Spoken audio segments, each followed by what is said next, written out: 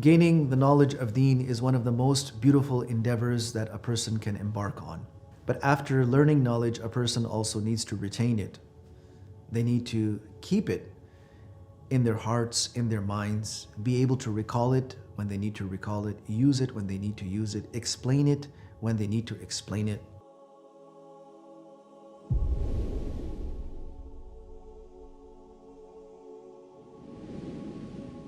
So there are many means of retaining that knowledge. At the same time, there are means through which knowledge fades away from our minds and hearts. And sometimes, if we are diligent about keeping ourselves away from the things that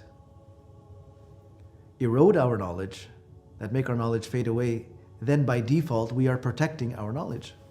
Abdullah ibn Mas'ud radiyallahu anhu says, إِنِّي لَأَحْسِبُ الرَّجُلَ يَنْسَى الْعِلْمَ كَانَ يَعْلَمُهُ لِلْخَطِيئَةِ يَعْمَلُهَا. He says that I believe that a person forgets knowledge that they had. It was knowledge that they obtained. They might have worked very hard for it. But they start forgetting it. It starts fading from their mind because of one very key cause, and that is a sin that they have committed. So, committing a sin leads to that knowledge fading away from a person's mind. It's almost like an outcome of doing something displeasing to Allah subhanahu wa ta'ala, that Allah azza wa jal has them start forgetting their knowledge. Therefore, it is crucial for anyone who is on the path of knowledge to be extremely watchful of their actions and their words, where they are maintaining the taqwa of Allah subhanahu wa ta'ala when in public and in private. The famous story of Imam Ash-Shafi'i rahimahullah, where who had a photographic memory, an amazing memory, goes to class and he's not able to retain anything. And this is a shock for a man who could read an entire book in one night and repeat it in its entirety the next day to his teacher from his memory.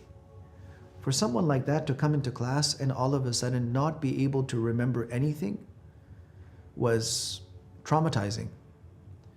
So he asked his teacher, Imam Waqi' ibn al-Jarrah, about this. And Imam Waqi' gave him a piece of advice at that time. And Imam Shafi'i rahimahullah puts this together in his couplets.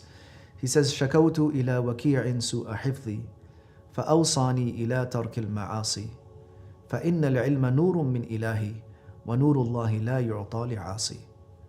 I complained to Imam Waqi' about my trouble in retaining things, my trouble in keeping things in my memory. So he advised me to leave out sins. In other words, there must have been something that you did that is causing this. So reflect on that cause. Otherwise, there's nothing wrong with your mind. Your mind is perfect.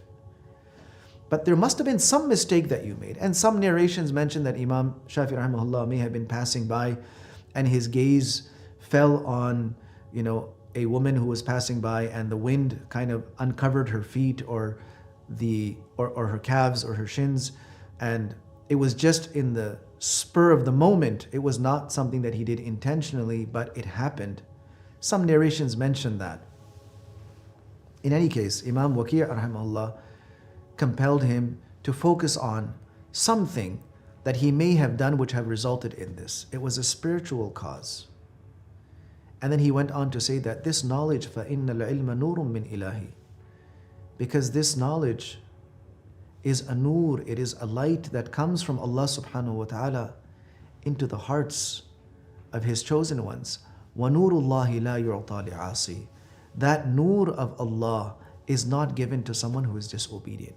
Imam Shafi'i rahimahullah is one of our models. He is one of the icons of Islam and one of the great minds of the Muslim Ummah. If he was advised to be diligent and concerned about his practices being as noble and as pious as he was, then what does that mean for us? Can we truly go on learning knowledge and then having no sense of accountability for the way we use our eyes, the way we use our ears, the things that we think about, the things that we say, or other things that we do? Do we think that we can keep our knowledge while breaching the boundaries of Allah subhanahu wa ta'ala? It's simply not possible. So coming back to that statement of Abdullah ibn Mas'ud radiyallahu anhu, he says that I feel that a person forgets knowledge because of a mistake that they committed. So what our responsibility is to ask Allah subhanahu wa ta'ala for forgiveness for any mistakes we have made in the process of learning knowledge or after that. We make sincere tawbah and we shift ourselves back to absolute commitment, absolute submission and obedience to Allah subhanahu wa ta'ala. Not only will this safeguard our piety, safeguard our akhirah, but it will also safeguard our knowledge.